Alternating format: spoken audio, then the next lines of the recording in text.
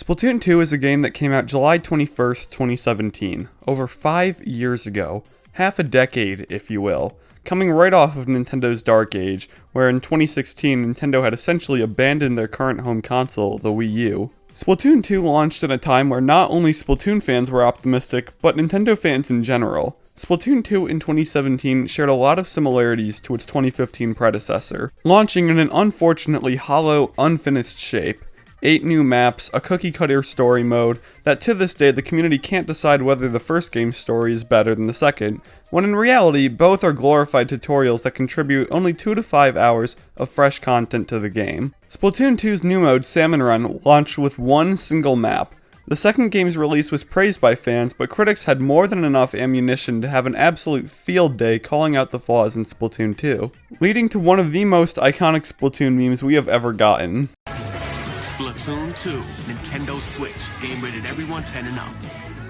Splatoon 2 is a fucking stupid game. Splatoon 2 was very quickly given the nickname of Splatoon 1.5 by critics. But despite the criticism, Splatoon 2 quickly outsold Splatoon 1, eventually getting to the point where we're at today, where Splatoon 2 has sold about 3 times as many copies that Splatoon 1 sold, which showed gamers and Nintendo that people were interested in the gameplay loop and hook of Splatoon, now that they could play it on a good platform that was easily accessible. The way I see it, which may come off a bit controversial to older players, but I feel this will definitely resonate with the people like me that started Splatoon with Splatoon 2. Splatoon 2, to most Splatoon players, was the first Splatoon. Yes, obviously the Wii U will forever hold the first true Splatoon, but for at minimum, and this number isn't totally accurate since we don't know how many people played Splatoon 1 from 2015 to 16, to like 8 million-ish people, this is where we discovered Splatoon, me included.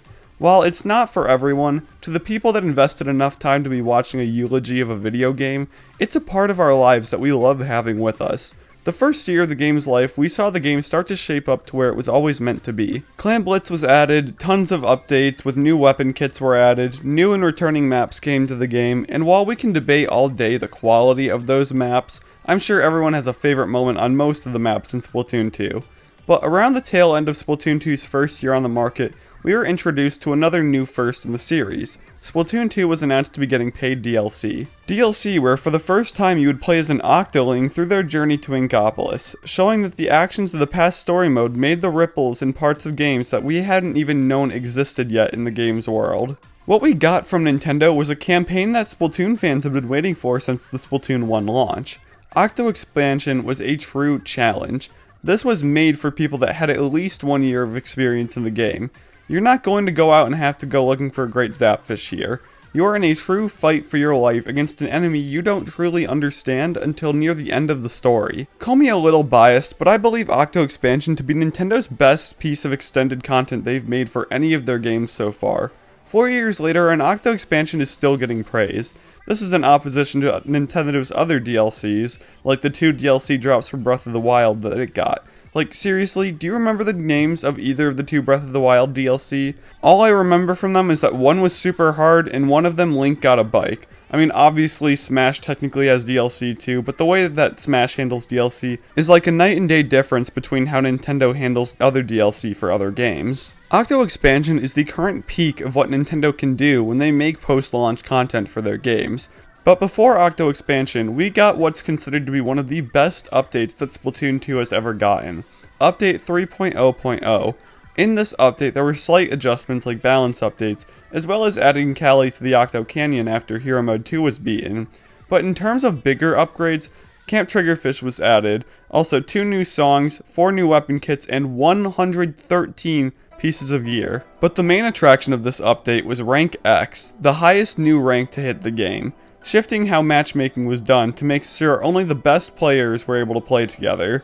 Post-Octo Expansion, the biggest things to come in the last few months of the game were new weapon kits, a few more maps, more Salmon Run stages, just overall stuff to keep pushing the game towards the 2 that was always supposed to be. Some of my favorite changes were when Nintendo took the time to give us 3 additional square variations for some extra special Splatfests, my personal favorite being the Springfest square. This wasn't necessary at all, but it helped keep the game feeling alive. But eventually, all good things have to come to an end. July 21st, 2019. the game went into the final phase, where we got to pick if we wanted to live in a world of chaos or order. We got to play through all of the shifty stations we'd gotten over the course of Splatoon 2 for the duration of a 3-day Splatfest. On the third day, we got to play the most unique shifty station the game had to offer, the main attraction being the killer whale placed at the middle of the stage that became available at the last minute of every match. Finally, the game ends with a chaos victory, and we are left with nothing to do for 3 years between Splatoon 2's ending and Splatoon 3's launch. Nah, I'm just kidding. Once the game ended, that's when things finally got weird. To start off the game's end of life, Update 5.0 dropped, giving us Splatfest battles and private battles. A few months later, Nintendo gave us the first 2 teasers that Splatoon 3 could be coming in the near future.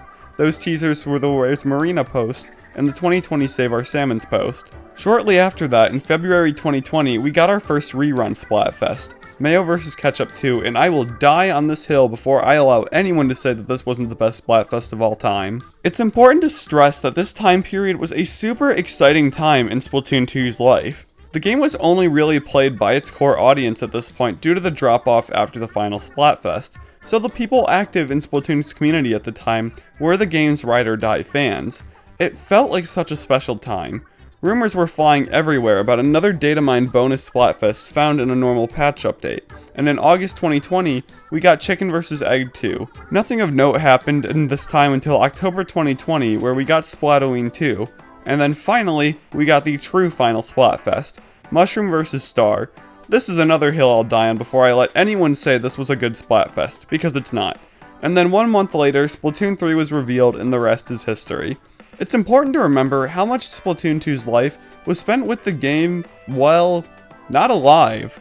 I like to divide Splatoon 2's life into 2 halves. The first half is the mainstream half, which went from July 2017 to July 2019, and the grassroots half, which was from August 2019 to September 2022. In the first half, we saw people coming back and forth to the game as new updates and Splatfests were being added to the game. But when we got to the second half, the community was truly the lifeblood of this game. If Nintendo wasn't going to support it, then the community would. Because if the Splatoon community didn't support the game after the final Splatfest, Splatoon 2 would have totally died. On September 9th, we get to step into a new era of Splatoon. New faces and new people, in the game and the community. As we take our last steps away from Splatoon 2, don't ever forget the memories and the friends you made from this little experimental shooter from 2017. Thank you everyone so much for watching. If you really like this video, make sure to give it a like and consider subscribing. It really makes me feel good when I see someone like my video so much that they wanted to subscribe and see you more. But anyways gamers, that is it from me. See ya.